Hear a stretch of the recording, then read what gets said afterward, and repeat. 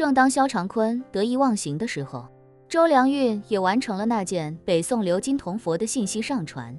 他使用的网站是国内最大，同时也是整体藏家水平最高的藏家交流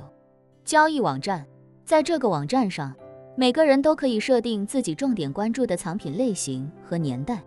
比如有人特别关注唐代书画作品，只需要把这个类别添加到自己的特别关注里。一旦网站内有藏家上传有意出售的唐代书画作品，就会第一时间以推送及短信的形式发送给专注这个类型的用户。北宋的铜制品本就少见，一部分对此感兴趣的藏家早就添加了对此类古董的特别关注。所以当周良运完成信息上传之后，立刻就有不少关注北宋铜制品的藏家收到了信息。而当这些藏家看到藏品具体信息的时候，一个个也都按捺不住心中的冲动。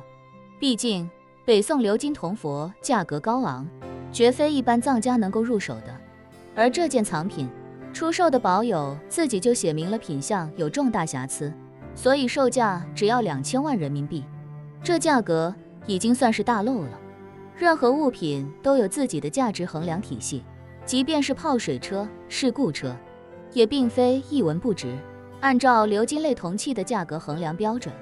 鎏金损毁虽然是重大瑕疵，但对价值的影响绝对不至于一下子打到2折。所以这件北宋鎏金铜佛在专业的收藏爱好者看来，这个价格与正常交易的市场价有800到1000万的悬殊。就算是为了提高出手速度，再稍微降一点，也至少有500万左右的利润空间。而且以北宋鎏金铜器这几年的市场行情，如果拿在手里，肯定还有不错的增值空间。大体上来说，这等于原价1000万的劳斯莱斯幻影，出了事故后，行业认可的价值也差不多在300万左右，但卖家只要200万。如此划算的售价，让不少人甚至怀疑这东西会不会是假货。毕竟东西是保友自己上传的，平台并不会对保友发布的藏品进行线上鉴定，私下的成交需要买卖双方自行负责。如果需要平台帮助，平台可以有偿联系相关专家帮助买家进行鉴定。现在通过周良运发布的图片信息，虽然能看出一个大概，但谁也不能通过照片就100%确定真伪。于是有买家联系周良运，表示价格十分满意，只是希望周良运能够提供相关的鉴定报告，或者带着东西到燕京，在第三方鉴定机构的鉴定下完成交易。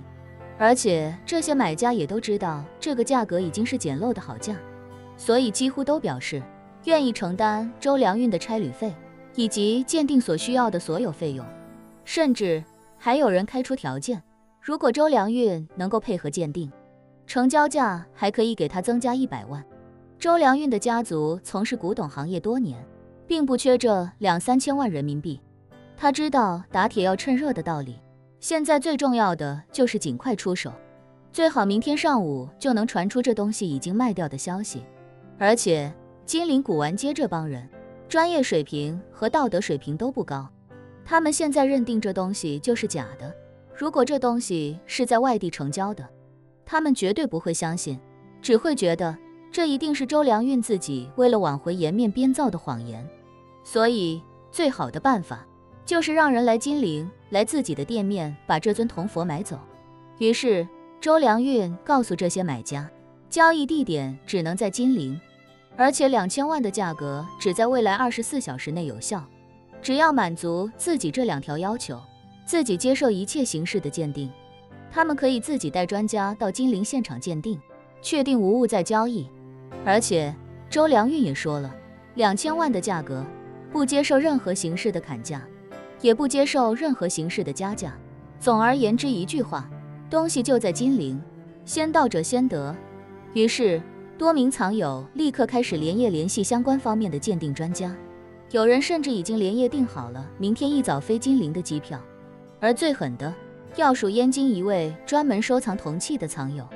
他在与周良运线上简单沟通之后，便立刻联系了自己熟悉的相关专家，一开口便问对方有没有时间立刻跟自己出趟差到金陵。为了防止东西被人先下手为强，最好的办法是今晚就立刻驱车出发，因为就算乘坐明天最早的飞机，6点多起飞，到金陵也差不多8点了。出了机场再折腾到古玩街，估计也要到9点钟。所以今晚就直接驱车出发是最好的选择。1000公里路，用最快的速度开，10个小时内就能赶到。现在是晚上9点，立刻出发，明早的6、7点就能到金陵。而有这份魄力的，并非一人。所以当萧长坤兴高采烈地收拾行李时，好几个有实力的藏友已经从全国各地出发，准备前往金陵抢宝。还有不少人已经订了第2天最早的飞机，也要来金陵试一试运气。翌日，萧长坤和马兰6点钟就各自起床，俩人换上了最好的衣服，把自己收拾得干净利索，然后带着行李箱来到1楼，准备吃过早饭就直奔机场。叶晨和萧初然也早早起床，准备吃过饭就把两人送过去。而此时的古玩街还远没到开门的时间。周良运昨晚没有住在店里，而是回了酒店。走之前在自己的店门口贴了一张告示，告示的内容是9点开门营业，请排队取号等候。在这张告知的下面，纸张被裁成了10个纸条，上面分别用中文写了大写的1到10。最早向陈宇飞通风报信的那个商贩，在看到这则告示后，还专门拍了一条视频发到古玩街的群里，嘲讽道：大家看看嘿，这周良运该不会以为自己出名了，今天就会有很多人来他店里做买卖吧？还他妈出个告示让人取号排队，这不扯犊子吗？有人附和道，估计是知道今天早上肯定有不少人来排队看他这个大冤种，所以才贴了这个告示吧。那摊贩笑道，还真别说，我还真想当面问问他，被坑了30万是什么感受。群里有人起哄道，那你还不赶紧取个号啊？你没看人家只有1到10这10个号吗？估计今天参观大冤种的号就放这10个。那摊贩撇嘴道，我可没兴趣参观什么大冤种，我得赶紧去把我的摊子支棱起来。你们谁要是感兴趣，记得赶紧来取号，哈哈哈。消息刚发出去，便有3人急匆匆地来到周良运店门口，见店还没开门，便问那摊贩，您好，跟您咨询一下，这就是那个珍宝轩吗？这的老板是不是姓周？摊贩惊讶地问，你们找周良运？那人忙道，我们也不知道店主叫什么，只知道他姓周，网名叫珍宝轩老周。摊贩笑着说道，那应该就是他，这就是他的店，没看那招牌都还是手写的吗？说罢，他好奇地问，你们这是来看冤种的？那人虽然好奇，但也不想透露自己过来的原因，毕竟是来捡漏的，大家都想着越低调越好，于是便有些遮掩地说道，我们是过来找老板聊点事情。哦，那摊贩看了珍宝轩的大门一眼，见大门是从外面上的锁，便知道周良运肯定不在店里，于是便问那几人道，你们是来买东西还是卖东西啊？如果是买东西，我劝你们慎重，这老板眼光挺差的，他卖的东西肯定好不到哪儿去。这3人是昨晚连夜从燕京驱车过来的，其中1人是身价近10亿的藏家，另一位是他的司机和他专门从燕京请来的专家。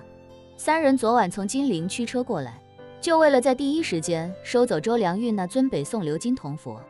路上，专家已经仔细研究了周良运发来的资料，初步认定这东西应该没问题，和卖家描述的不会有什么太大出入。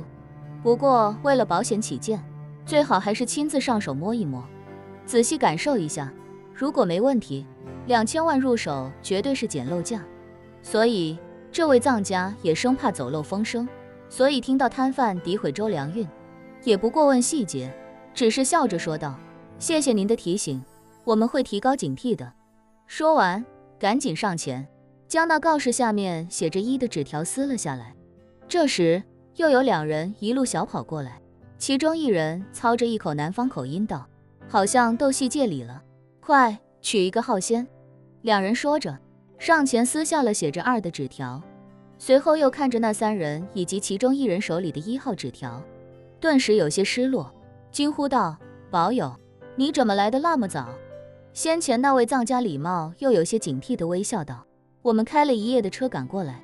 那人顿时有些捶胸顿足，对身边那人说道：“我让你开快呀点，快呀点，不要怕超速的了。你这刁毛非说什么安全第一，安全第一，安你妹啊！”身边的人委屈道：“辉哥，我已经很快了，这一路都是150的时速跑下来的，估计至少要被扣30-40分。”那人骂道：“3系积分算个毛线啊，3系积分，东西要是能抢到，车不要了也无所谓啊，我丢。”摊贩在一旁看得惊奇，赶紧走远几步，低声往群里发了一条语音：“卧槽诸位，真是见他妈鬼了！一大早就来了2拨人要找周良运，听那意思好像还都是开了一夜车跑过来的，这2拨人这么远来找他干什么？”